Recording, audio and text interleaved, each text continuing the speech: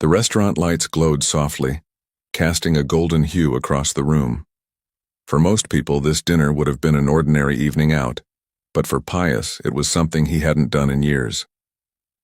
He sat across from Joan, the polished cutlery resting untouched before him. His hands were clasped together, fingers flexing as though he were working up the courage to breathe. Joan watched him carefully.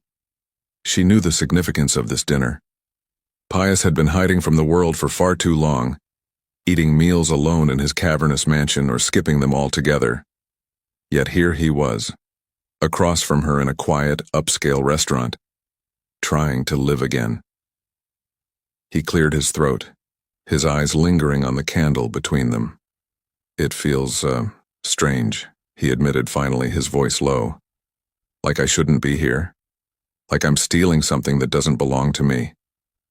Joan tilted her head, her expression soft but firm.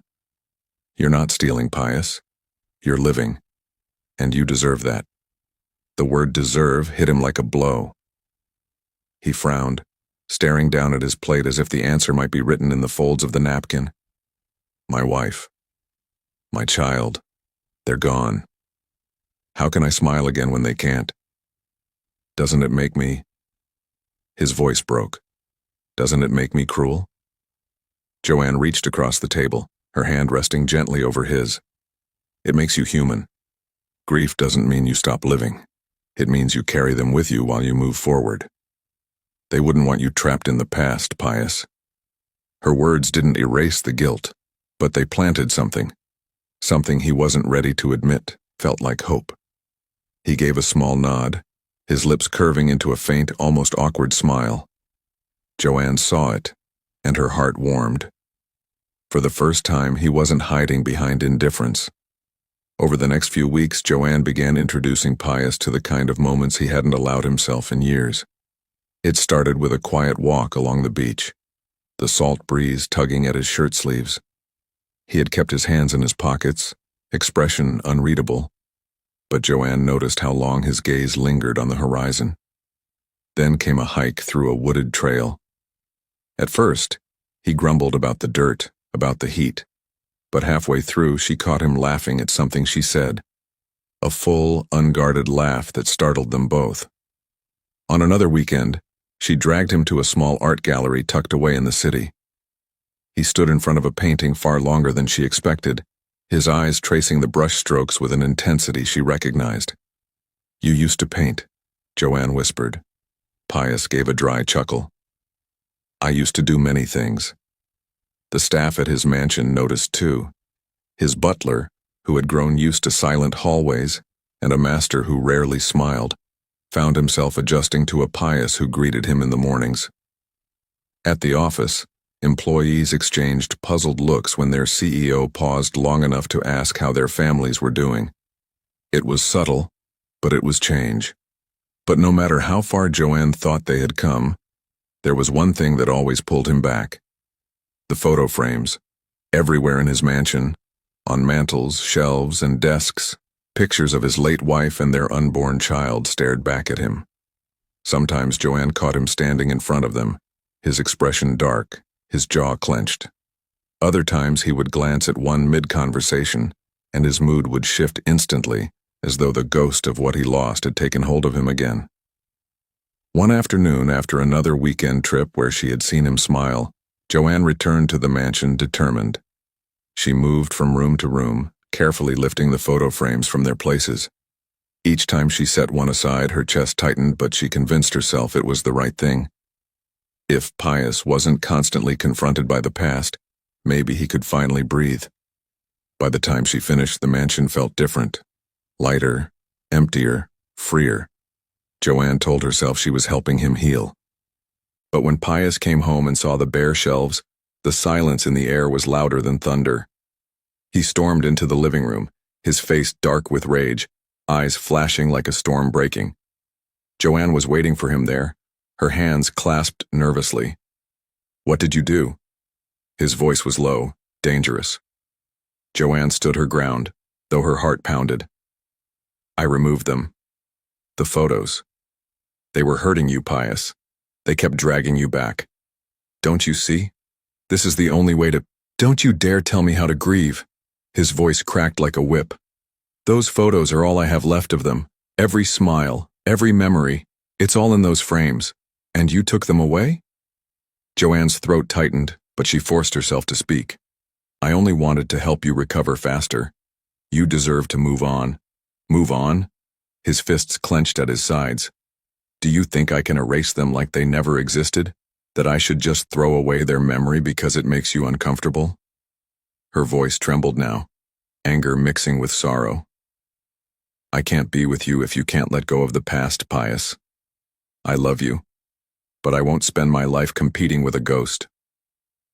For a long moment, silence stretched between them, thick and suffocating.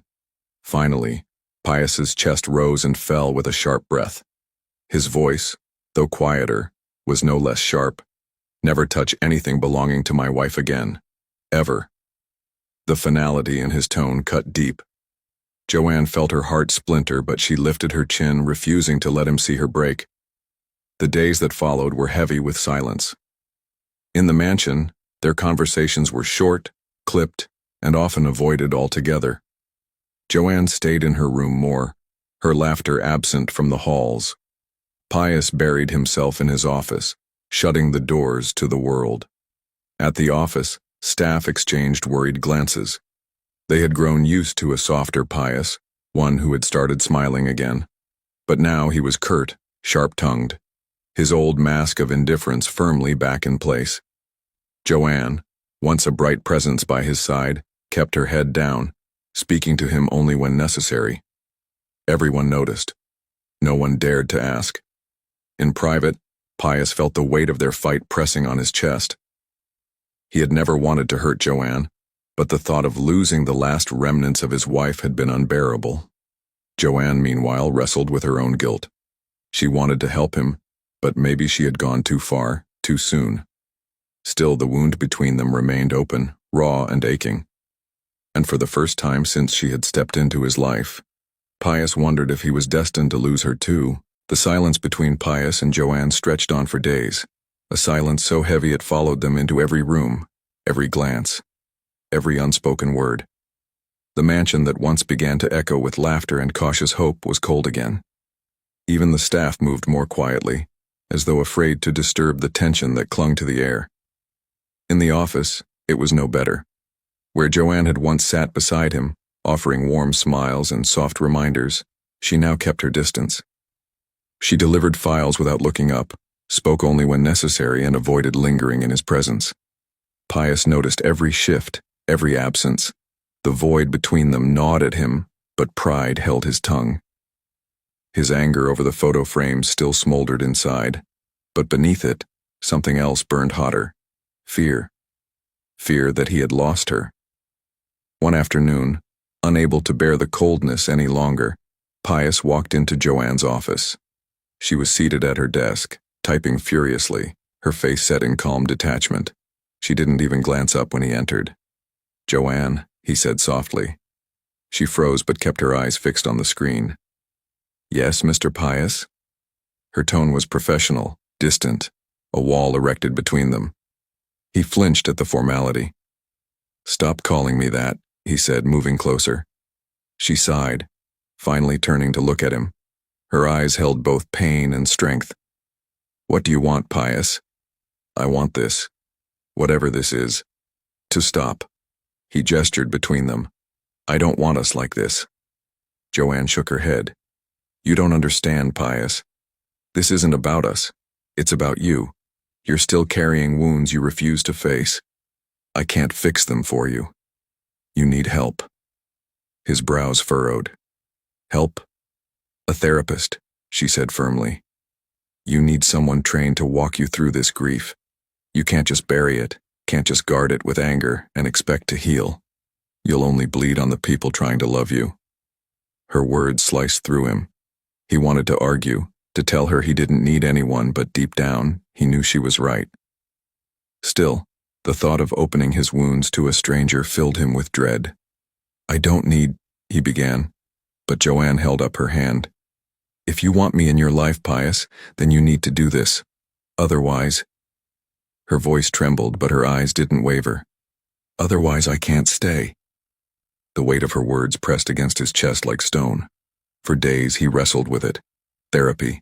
The very idea was foreign to him. He was a man who built empires, who commanded boardrooms, who carried grief like armor. To strip it away, to expose his pain, that felt like weakness.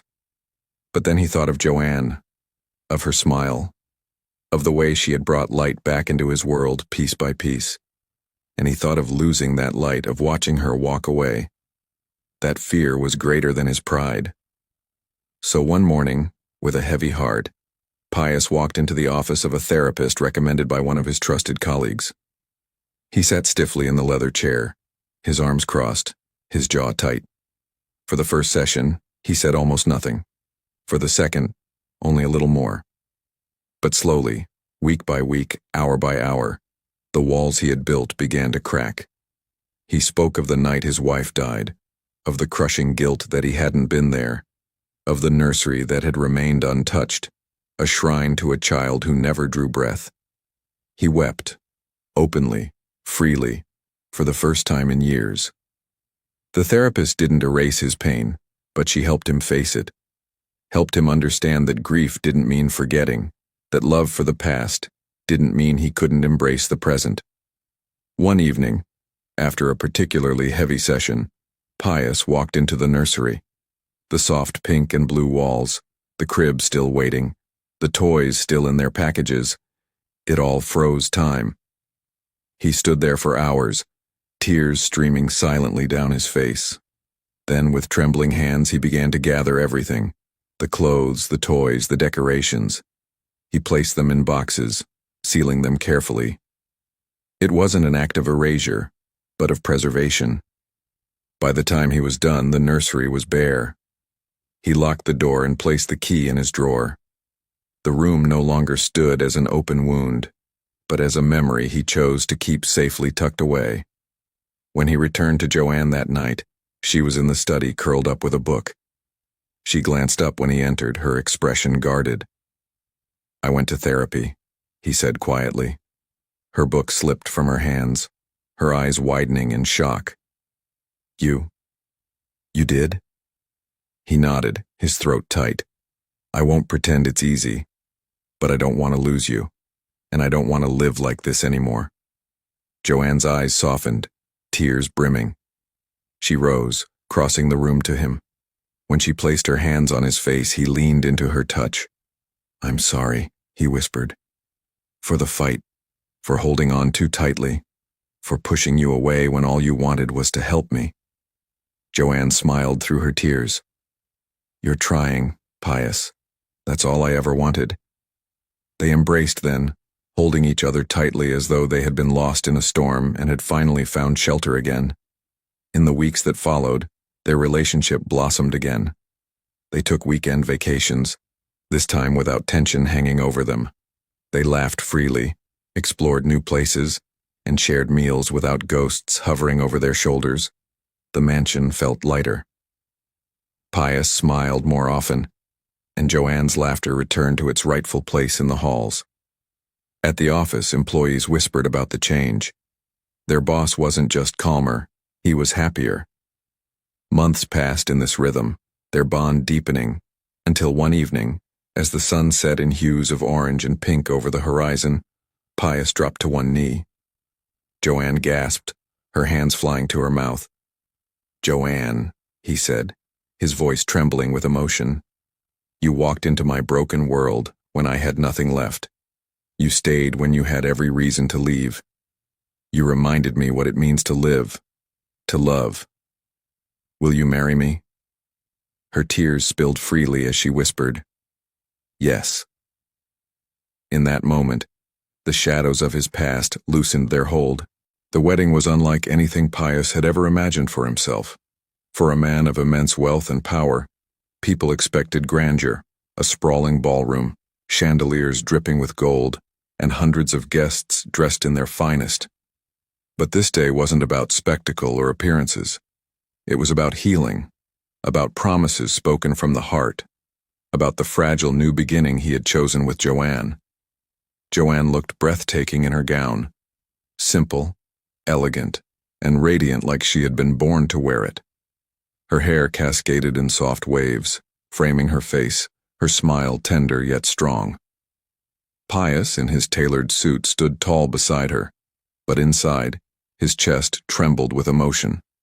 When he slipped the ring onto her finger, he knew he was not just binding himself to her in matrimony, he was finally choosing to live again. For years, he had been a man of shadows, defined by loss and imprisoned by guilt. But now, as he looked into Joanne's steady eyes, he felt light returning. They were not erasing the past. They were building something new upon its ashes. The ceremony ended with a quiet joy that filled every corner of the hall.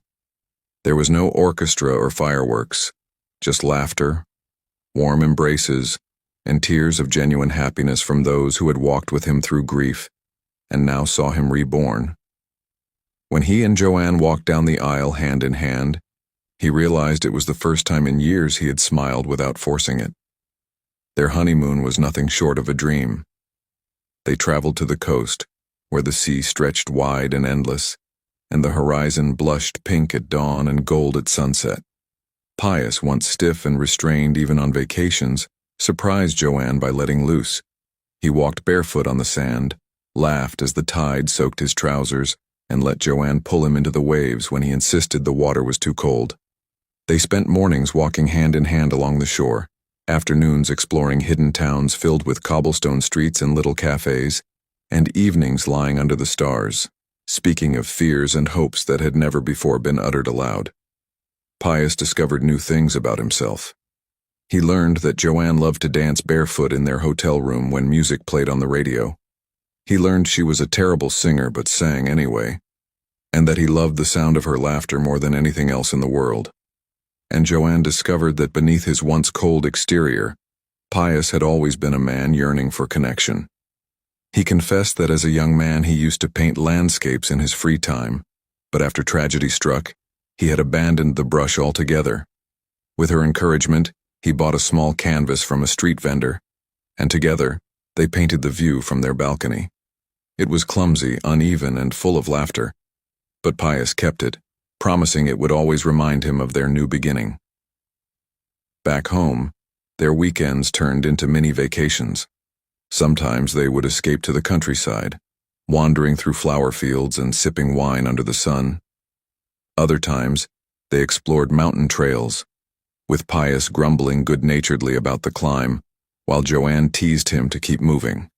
They even tried paddle boating, where Pius proved utterly hopeless, paddling them in circles until they were both laughing so hard tears streamed down their faces.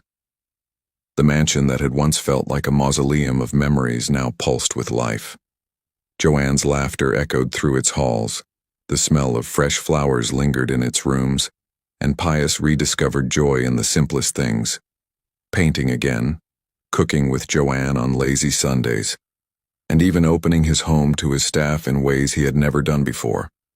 His world, once cold and suffocating, blossomed again. 6 months later, everything changed once more.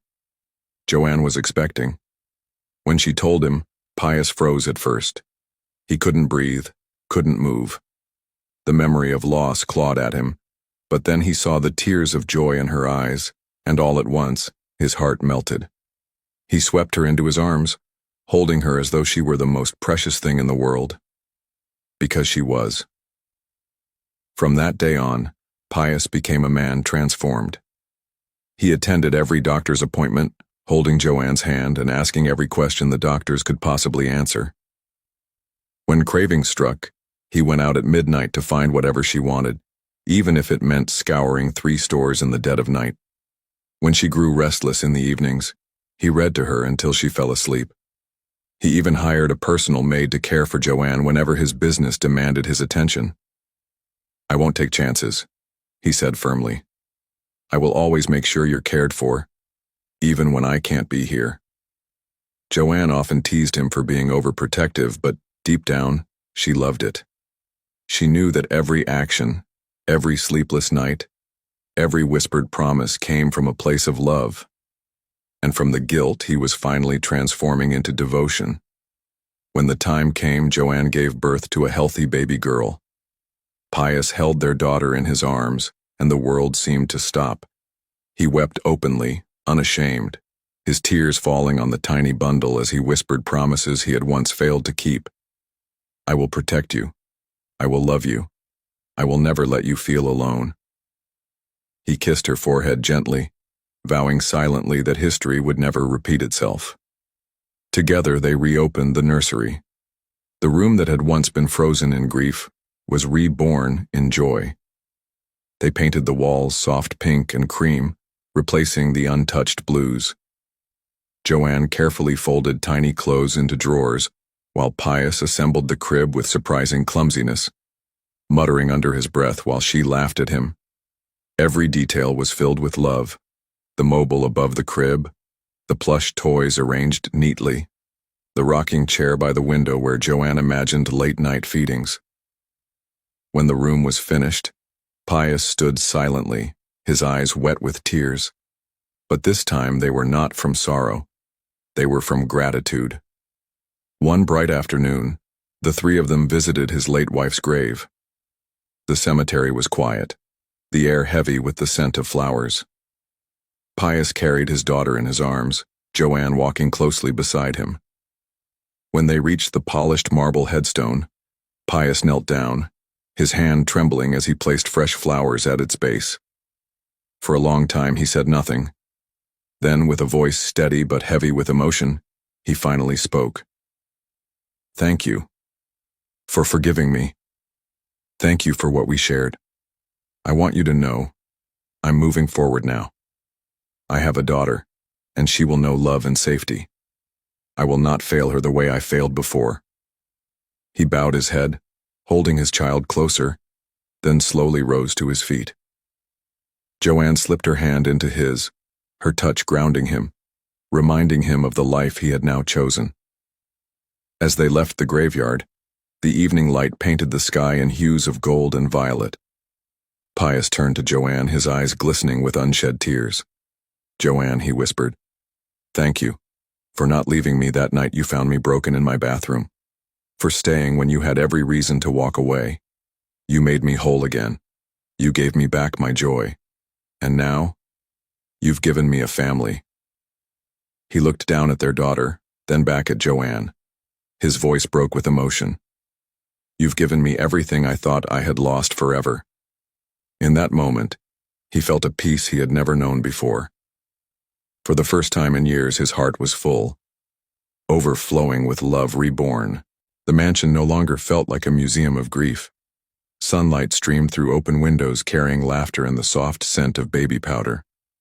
The nursery, once locked away, now glowed with warmth, painted in gentle pastels, decorated with toys, and alive with the gentle coos of a newborn. Pius stood quietly in the doorway, watching Joan as she rocked their baby girl. Her tired but glowing face lit up every time the child stirred. For a man who had once believed his heart had died with his past, this sight was nothing short of a miracle. He stepped inside, his tall frame softened by the tenderness in his eyes. "She looks like you," he murmured, touching his daughter's tiny hand. The baby grasped his finger, and for the first time in years he felt whole. Joan smiled, brushing a strand of hair from her face. "She's lucky to have you. You'll be the kind of father she can count on." Pius lowered himself into the chair beside her, his arm wrapping protectively around them both. He thought of the man he had been, closed off, drowning in guilt, locked behind walls of silence. Now, sitting with Joan and their child, he understood just how far he had come. At dinner that evening, the household staff moved with ease and laughter. Where once there had been tension and hushed tones, now there was warmth. Pius, who had rarely offered even a nod, now smiled freely, thanked them by name, and shared light-hearted words. The transformation had not gone unnoticed. His home felt alive, no longer weighed down by grief. Later that night, as the baby slept, Pius and Joan stood by the nursery door, just watching. He slipped his hand into hers, his voice low, thick with emotion. "Joan," he said softly, "if you hadn't stayed that night, If you had walked away when you saw me at my lowest, I wouldn't be here. I wouldn't have this. I wouldn't have you. Her eyes glistened as she squeezed his hand. You were worth staying for, Pius. You just didn't know it yet. He let out a breath, not heavy with sorrow but light with gratitude. You gave me back my life. And now, you've given me joy I never thought I'd feel again. The mansion settled into a rare peace, filled not with echoes of what was lost, but with the promise of what had been found. For Pius, the past was no longer a prison. It was a memory. And the future, with Joan and their daughter, was a gift he would never take for granted. Thank you so much for watching and supporting my channel. Your love, comments, and shares mean everything to me. Grateful for each of you. Let's keep growing together. With love from Whispers of Hope.